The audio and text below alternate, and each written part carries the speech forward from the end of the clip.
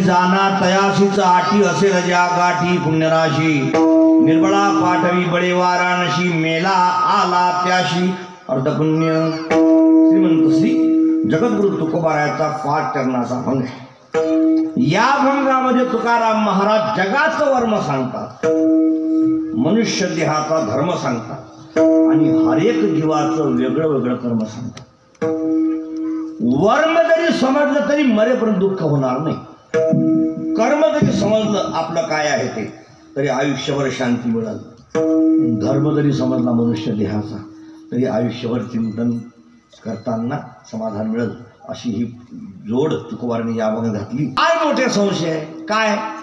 50 पैसे पाप 50 पैसे पुण्य मनुष्य देह, 75 पैसे पुण्य 25 पैसे पाप स्वर्गातले देह आणि 75 पैसे पाप 25 पैसे पुण्य खालचे देह.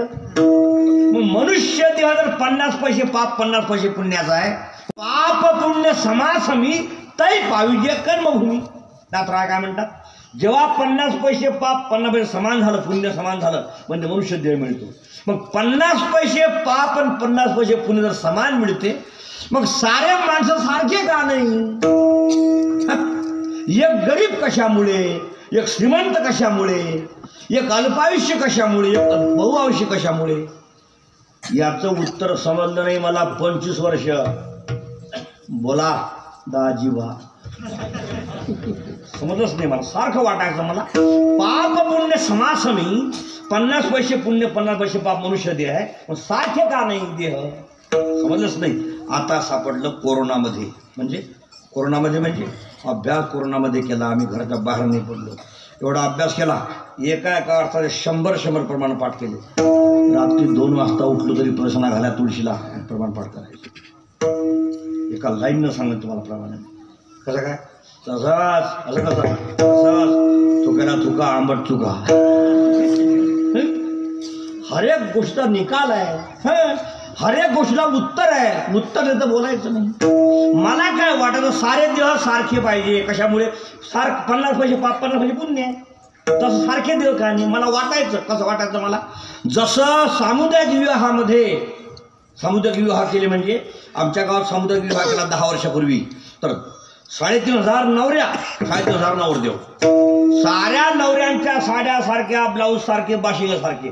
साऱ्या नवरदेवाचे फुल पॅन्ट सारखे, जॉकेट सारखे, टोप्या सारख्या, बाशिंग सारखे. सारे नवरदेव साऱ्या नवऱ्या. 3,500 नवऱ्या 3,500 नवरदेव. सामुदायिक विवाह. मोठे मोठे महाराज आले होते. रमेश ओझा, रामदेव बाबा. आमच्या महाराज लोकांची व्यवस्था खास होती. पण तिथं आल्या पडण्याकरता पाया नवरदेव नवऱ्या, इकून नवऱ्या निकून नवरदेव. सारख्या साड्या सारख्या फुल पॅन्ट. 3,500 नवऱ्या 3,500 नवरदेव. पाया पडता पडता एक कॅसेट हुकली, भर तिकडे चिटकली. पताच नाही. नवरा घरी गेल्यावर म्हटला आमचं मॉडेल गोरं होतं, काळं कसं आलं भाऊ? मला असं वाटायचं सामुदायिक विवाहामध्ये ज्याप्रमाणे नवरदेव नवऱ्या सारख्या तसे सारे माणसं सारखे पाहिजे ना. मग 50 पैसे पुण्य 50 पैसे पाप असत तर तसं तर राहिलं मग. पण नाही, सारे सारखे नाही आहे. तो म्हटला माझी बायको मी पाहिली तेव्हा गोरी होती, आता काळी आली. मग त्यानं तो म्हणा थांब हा फोन नंबर घे, त्याला फोन कर. त्यानं फोन केला, मी आणून दे, तू घेऊन जा. बदललं होतं ते. कशामुळे? सारखे सारखे कपडे ना. तसा सारा समाज सारखा पाहिजे, पण तसा नाही आहे. काय कारण आहे? आता उत्तर सांगतो ऐका, चांगला ऐका. 50 पैसे पाप आहे, पण ज्याच्या त्या देहामध्ये बारके 50 पैसे पाप आणि मोठे मोठे पुण्य 50 पैसे. पुण्यात पापाचा चारा चुरा. म्हणजे पापड आपण बारीक केला म्हणजे काय होते? चुरा होते ना. पुण्याचा पापाचा चारा चुरा आणि पुण्याचा महाचिरा. म्हणजे एक पुण्य 7 पैसे, एक पुण्य 2 पैसे, दुसरं पुण्य 30 पैसे, चौथं पुण्य 5 पैसे होतं म्हणजे 7 पैसे मोठे मोठे पुण्य. आणि एक पुण्य 3 पैसे, 2 पैसे, 3 पैसे, 7 पैसे, 9 पैसे, 1 पैसा, 3 पैसे, 7 पैसे, 2 पैसे. किती झाले पैसे? त्याला घोडं वांग्यात. बारके पुण्य मोठे मोठे पाप आणि मोठे मोठे पुण्य बारके पाप. ज्याच्या देहामध्ये मोठे मोठे पुण्य बारके पाप तो इथे आला की श्रीमंत. ज्याच्या देहामध्ये मोठे मोठे पाप, एक पाप 15 पैसे, दुसरं पाप 10 पैसे, तिसरं पाप 25 पैसे आणि पुण्य बारके चिरके. तो इच्छाला की गरीब होतो असं लिहिलं आहे. नाथराजी ओवी आहे. नाथरा म्हणतात असा भाग आहे तो. हं बारके बारके पाप मोठे मोठे पाप फरक आहे ना तो. एका माणसाने लोहाराच्या घरचं ऐरण चोरलं. ऐरण समजते ना, नाकात घालायचं, लोखंड ठोकायचं, लपून ठेवलं पलंगाखाली. बायकोला म्हणजे इकडे बरं म्हणे काय सुई दे बरं. सुई घेतली, रस्त्यात गेला, उभा राहिला, भिकारी चालला होता, त्याला सुई दान देऊन टाकली. चोरलं काय? ऐरण. दान काय केलं? सुई. आणि चौकात उभा राहिला, ओट्यावर आकाशाकडे पाहायला लागला. दोस्त म्हटला काय पाहता रे? म्हणे कीर्तनामध्ये ऐकलं होतं दान दिलं म्हणजे देवाच्या घरचं विमान न्यायला आहे, ते अजून कसं काय येईना. चोरलं काय? ऐरण. सुई. दान काय केलं? सुई. ऐरण चोरणे मोठं पाप आणि सुई दान करणे बारीक पुण्य. आता दोहा सांगतो. ऐरण की चोरी करे सुई का दान, चढ़ चौबारे देखन लाग्यो कदाशी विमान. ऐरणाची चोरी करून सुई दान केली असते, आकाशाकडे पाहत असते, अजून विमान कसं काय न्यायला येत नसते. मोठं पाप बारीक पुण्य. मंदिराकरता जागादान मोठं पुण्य, धर्मशाळेला जागादान मोठं पुण्य, आणि शेतामधून येता येता दुसऱ्याच्या वावरातला हरभरा उपड बारीक पाप. मोठे पुण्य बारके पाप, बारके पुण्य मोठे पाप. म्हणून समजत नाही. ज्याला 5 पोरं त्यातला एकही पोरगा मरत नाही, ज्याला एकच मुलगा लग्नाला येतो वयामध्ये आणि एकटाच निघून जातो मायबापाला वनवासा सोडून. हे कसं काय? मागचा हा लेखाजोखा आहे. फार ताकद आहे. चांगला ऐका. शेण जमिनीवरचं उचललं म्हणजे ज्याप्रमाणे माती घेऊनच उठते, त्याप्रमाणे कोणतंही कर्म करा पाप किंवा पुण्य घेऊनच उठते. मागचा लेखा आहे हा. कसं काय असं ते समजलंच नाही, समजतच नाही. कशामुळे समजत नाही? भयंकर विभाजन आहे ना, भयंकर फरक आहे ना. अशा पुण्य किती आहे? कोटी. पाप किती? कोटी. 2-4 सांगा बरं. पुण्य सांगायला लागले महाराज.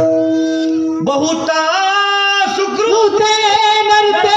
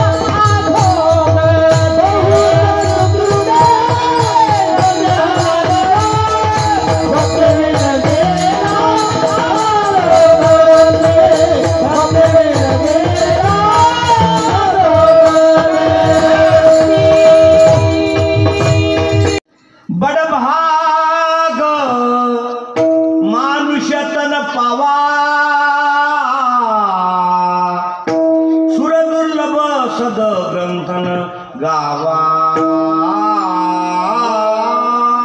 तुळशीदास.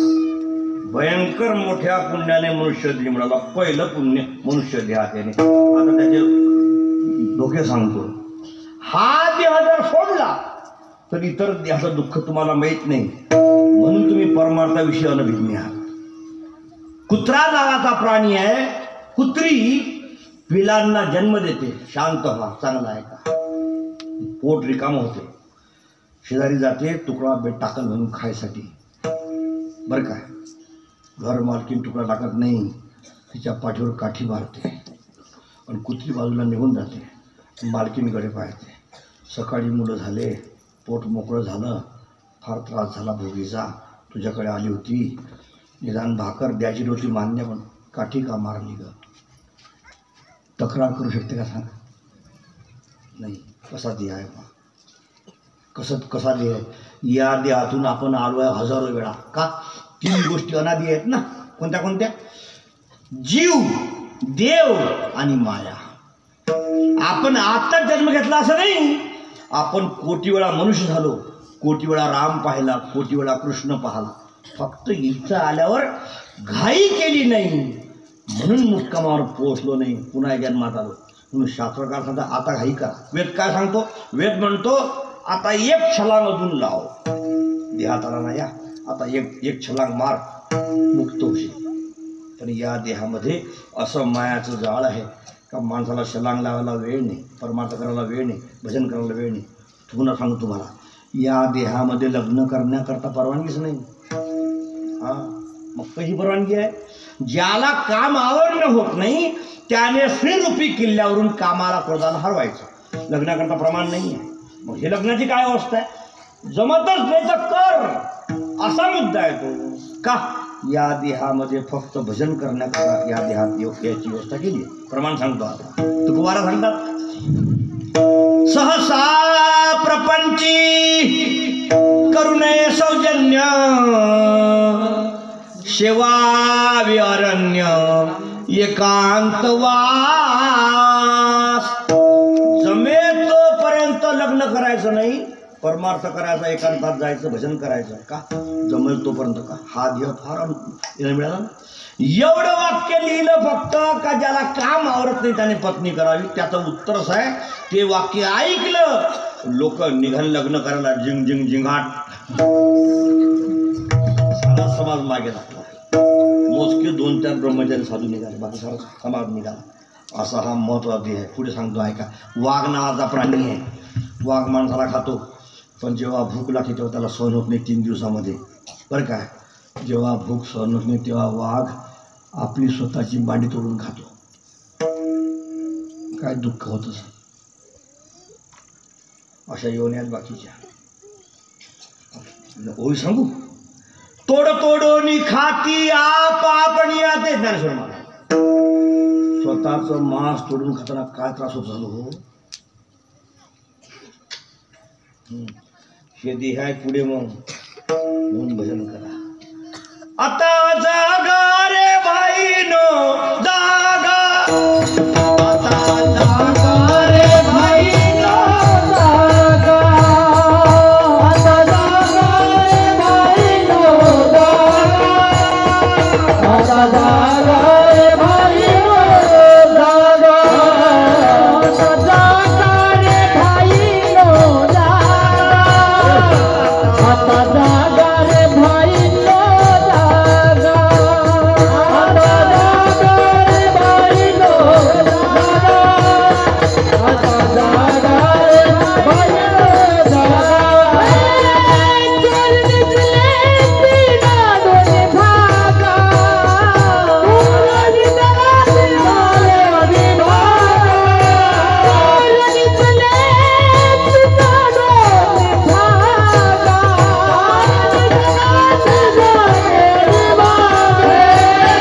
आता जागा रे भाईनो जागा, आता जागा रे भाईनो जागा, आता जागा रे भाईनो जागा, आता जागा रे भाईनो जागा. काय कारण आहे? अरे हा देह संपला एकदा का तुम्हाला 1 सेकंदा करता विश्रांती मिळणार नाही. पाणी प्याल हरिण होऊन 100दा मागे पाहायला करावा. सर्वात मोठं पुण्य या देहामध्ये मनुष्य आला. दुसरं पुण्य 100 वर्ष आयुष्य. म्हातारपणात मरणारा व्यक्ती पुण्यवान आहे, लवकर मरणारा अल्पायुषी पापी असतो. स आयुष्यमान भवती. त्याला आयुष्य मिळते ज्यानं पुण्य केलं. आयुष्य कुणाला मिळत नाही. तिसरं पुण्य पोटी मुलगा जन्माला येणे.